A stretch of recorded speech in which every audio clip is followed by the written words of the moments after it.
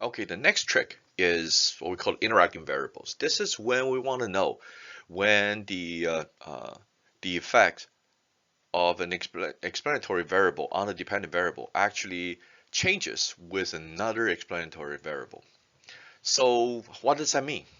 Well, let's just use a simple example. So let's say that we want to know the effect of sales and the customer age on the effect of price and customer age on sales.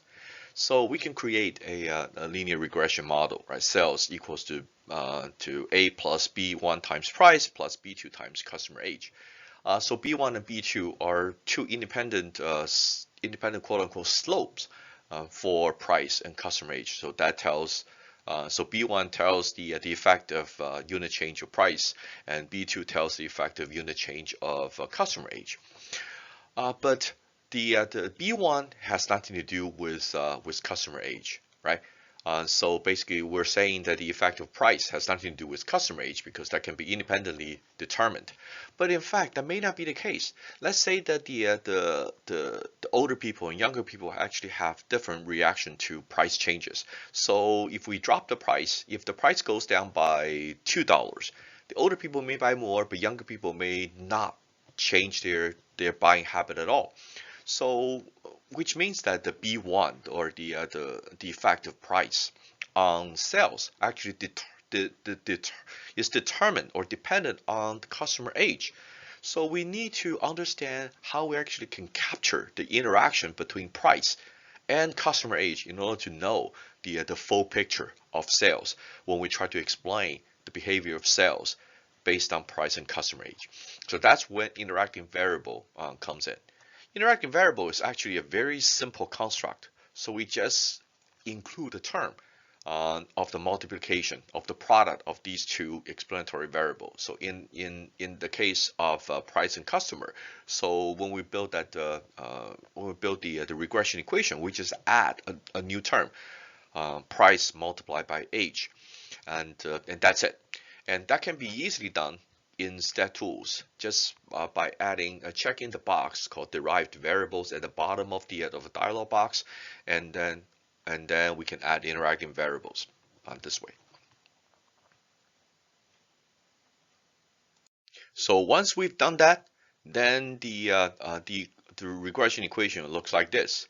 So the additional term is right here, right? So if x1 is price and x2 is customer age, then we have an additional term b12 times x1 times x2. So there's a new coefficient added to this term. So this term is the interacting term.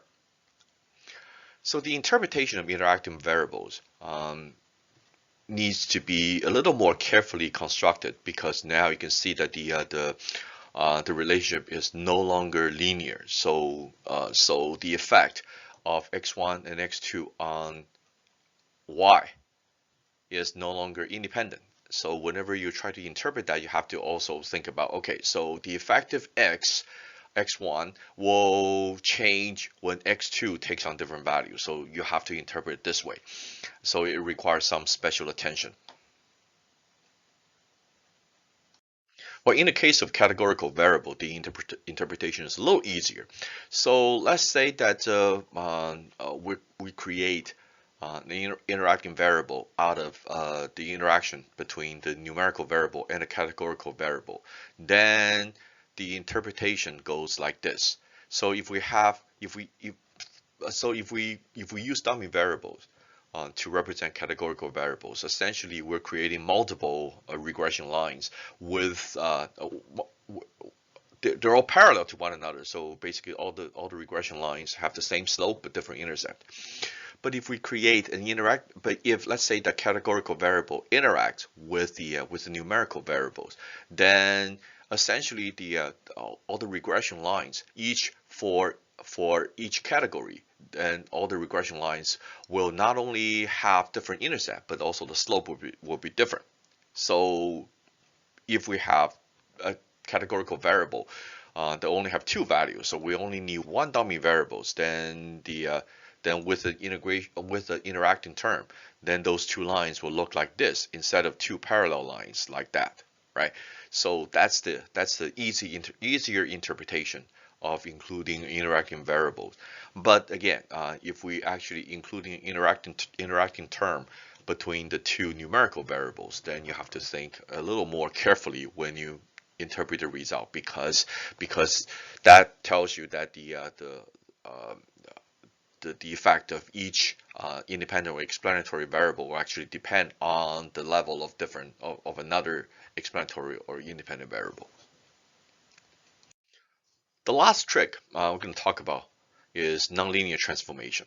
This is when you want to explain a data set using a nonlinear relationship, right? So far we have seen that well, in using the simple regression as an example, because we can visualize it. That basically when you see a data set, you want to see whether you can draw a line through it that can best represent the relationship between the two variables, the independent variables and dependent variables, out of this scatter plot. But what happens if the line doesn't really represent a relationship? So let's give an example. So let's say that when you buy a piece of land, in general the price probably has something to do with the area of the land, right? But if the only measure that you can get is the length of the piece of land, then you will say that, okay, so the relationship between the price of that piece of land and the length may not be easily represented using simple regression, because we're finding a linear relationship. Because if you only measure the length, then the area or the size of the land is actually proportional to the square of the length, right? So the relationship between the price of that piece of land and the length of that piece of land may be y equals to x squared instead of y equals to a plus b squared. So in this case, then simple regression simply doesn't work. So you need some kind of nonlinear regression, which is really hard to do. But in reality, that's not what we do. What we actually do is to transform the variables in a way so that the regression is still linear regression.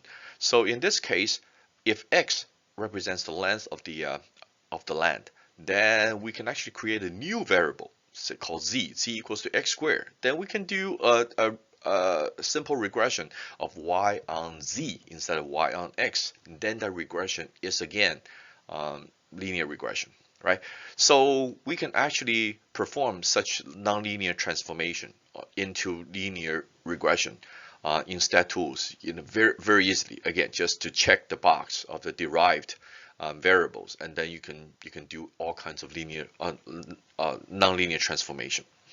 But you can go wild. You can do all kinds of things. But in reality, the most commonly used nonlinear transformation is logarithmic. Why? Because logarithmic basically tells the story of percentage change or the rate of change.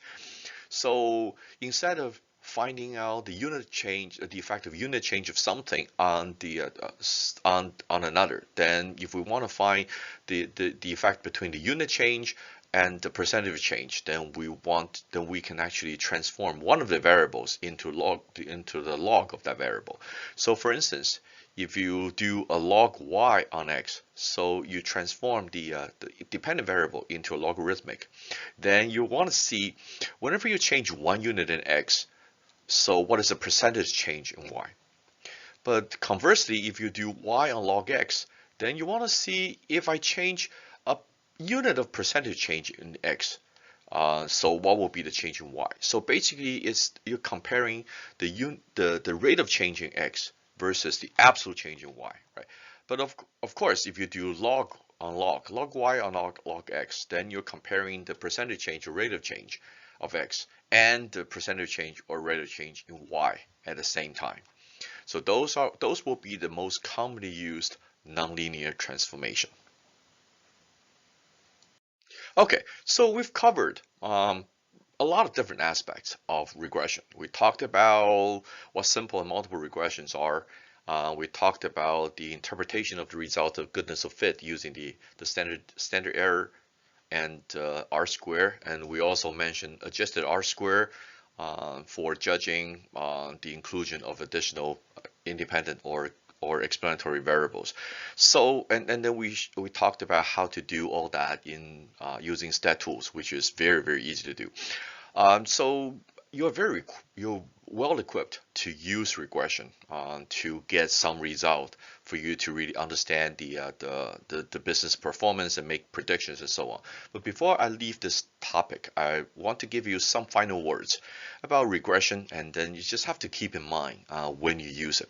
First of all, just have to remember that regression actually involves a fair amount of math, and they're not covered here. Not because they're not important, but because number one, the math can actually distract you from the true use of regression, which is really to find out about the status of the world and also to make predictions. So you don't really need to know the math in order to use regression. You just have to understand that we left a lot of stuff out, but we focus on the use of regression, not the actual construction of regression. So because regression is to find out about a relationship to best describe the data set, right? So you want to improve the regression model, meaning that you want to have a better predictive power. There are usually two ways to improve the regression results. One is to include more or additional explanatory variables. So that, of course, always have the effect of making R square higher.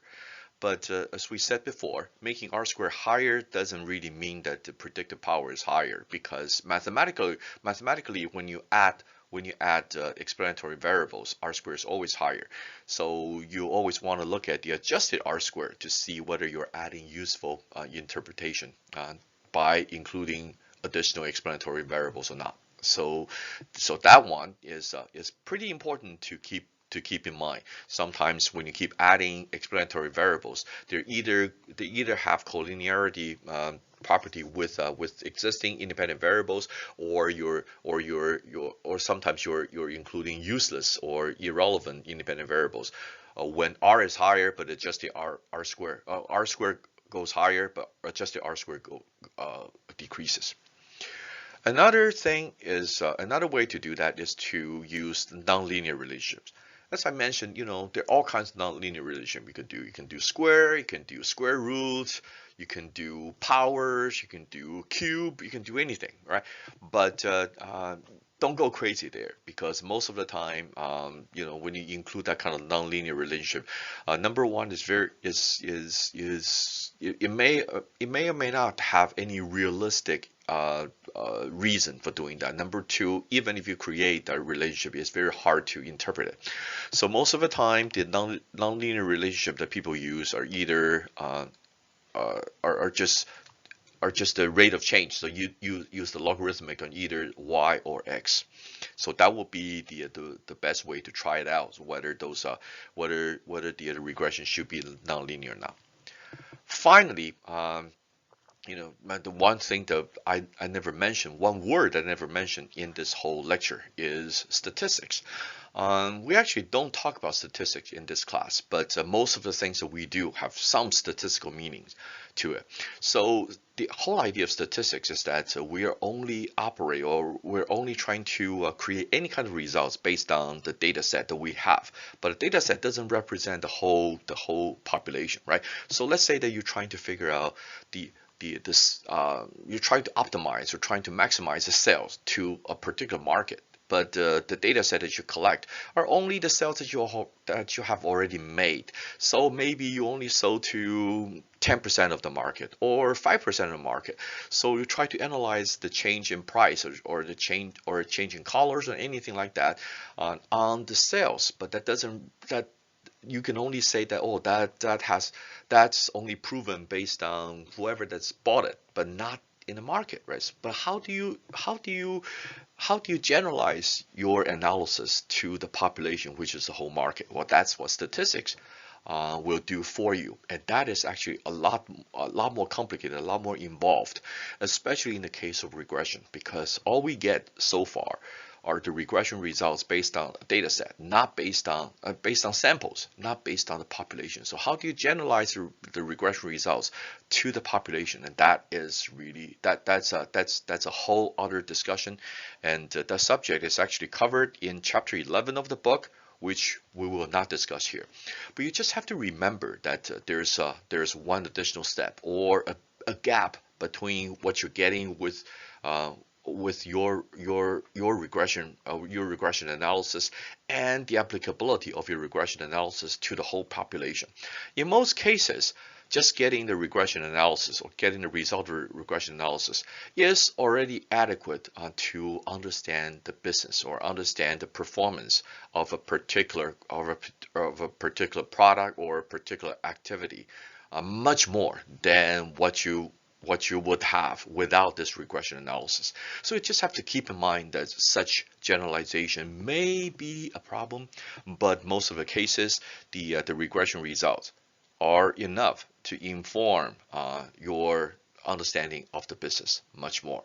So you just have to keep that in mind when you interpret the result, when you apply the results. But a lot of times, just performing the regression and just keeping in mind the gap of analysis, and that's good enough.